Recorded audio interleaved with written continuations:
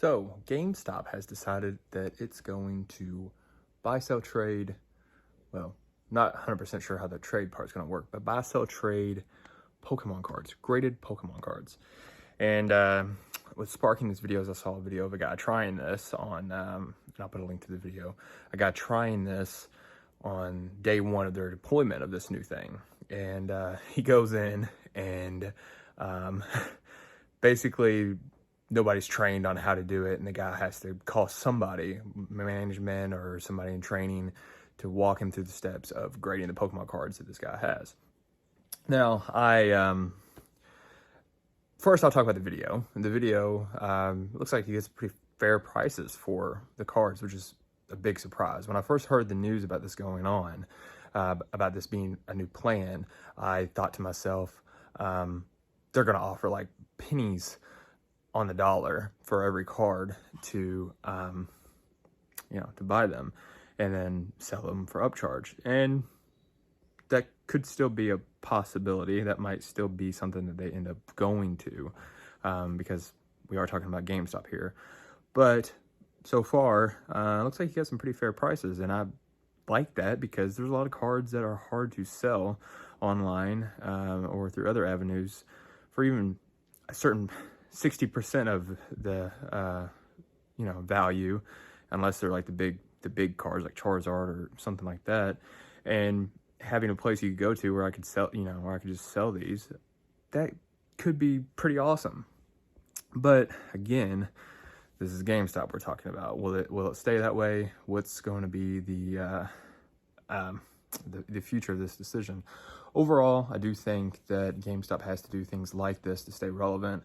I think this is a very cool idea, and if it does work, it could pull off some extra attention to them, because we're seeing hard copies of games. Digital is basically going to be the thing of the future, whether we like it or not. I don't like it all the way, but hard copies are going away slowly, but they're going. And what does that mean for businesses like GameStop? It means that they have to shift their business model to both online sales for digital things, and they've already switched it to a lot of merchandise, hard merchandise, toys, so on and so forth. And they've been selling Pokemon cards for years, and actually I've bought them from GameStop before too.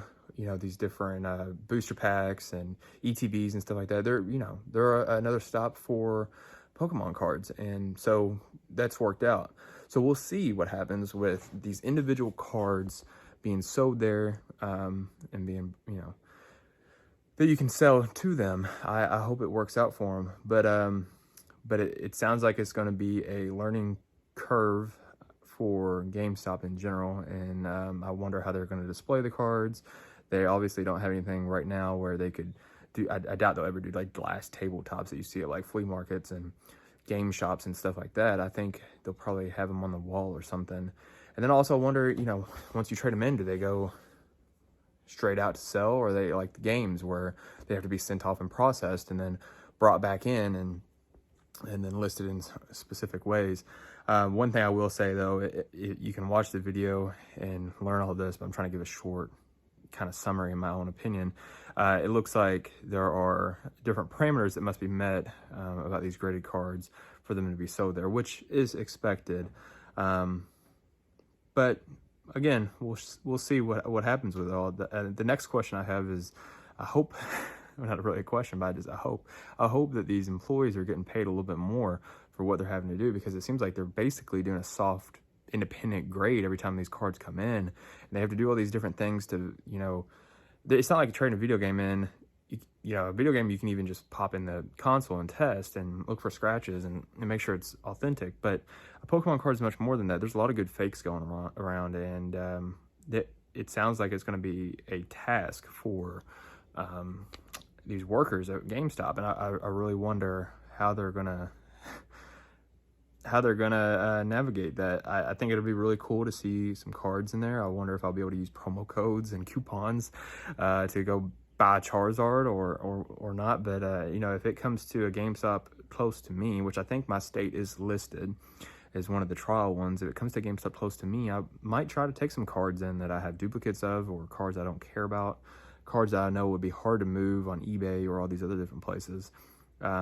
So yeah, let me know your thoughts about this. It's just a general discussion video.